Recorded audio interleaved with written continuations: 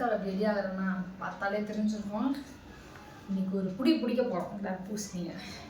So என்னென்னா ஃப்ரூட்ஸோட season start ஆகிடுச்சு. First வந்து தர்பூசணி, ஐ மீன் வாட்டர்மெலன்.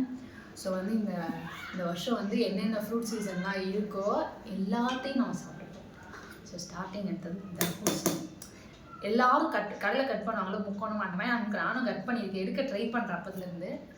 பட் பார்ப்போம் எப்படி டேஸ்ட் இருக்குன்னு. ஸ்டார்டிங்கே அமோகமாக இருக்குது. கொஞ்சம் கலர் கம்மியாக தான் இருந்தது. அவங்க சொன்னாங்க இப்போ தான் தோட்டத்தில் இருந்து அப்படியே எல்லாத்தையும் பறிச்சு போட்டு வந்தோம், 2 நாள் கழிச்சு சாப்பிட்டுங்க அப்படின்னு சொன்னாங்க. 2 நாள் கழிச்சு அப்புறம் இன்றைக்கே கட் பண்ண சொன்னீங்க? சொல்லுங்க. நீ தான் வந்ததுமே வாட்டர்மெலன்னு சொன்னேன். சரி ஓகே கட் பண்ணிட்டோம் அப்படின்னு விட்டுட்டேன். பார்ப்போம் எப்படி இருக்குன்னு. 2 நாள் வரைக்கும் நம்மளாலாம் பொறுக்க முடியாது.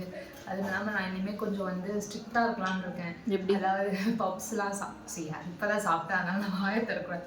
லைக் தண்ணி அதிகமாக குடிச்சு ஃப்ரூட்ஸ்லாம் அதிகமாக சாப்பிட்டு என் மூஞ்சியை பல ஆக்கலான் இருக்கேன். இப்போ பாருங்க இன்னைக்கு வந்து இந்த 3 பழம் 100 ரூபா. அதனால ஸ்டார்ட் பண்ணியாச்சு. ஸோ இந்த வருஷம் வந்துட்டு வாட்டர்மெலன்லேருந்து ஸ்டார்ட். டேஸ்ட்டு பாரு காயாக தான் இருக்கு பாரு. அவங்க சொன்னாங்க 2 நாள் விட்டு கட் பண்ண விட்டுருக்கலாமோ அப்படிதான் ஃபீல் ஆகுது.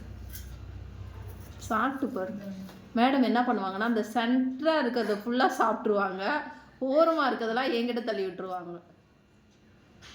அவ்வளோ டேஸ்ட் இல்லை, காயாக தான் இருக்குது.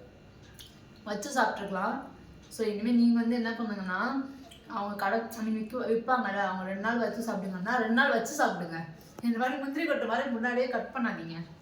ஏன்னா டேஸ்ட் ரொம்ப கம்மியாக இருக்குது. பட் நல்லா பழமாச்சுன்னா செம்மையாக இருக்கும். காயாக இருக்கும்போது அளவுக்கு டேஸ்ட் தருதா, பழமாக ஆக்கட்டு சாப்பிட்டீங்கன்னா செம்மையாக இருக்கும். ஓகே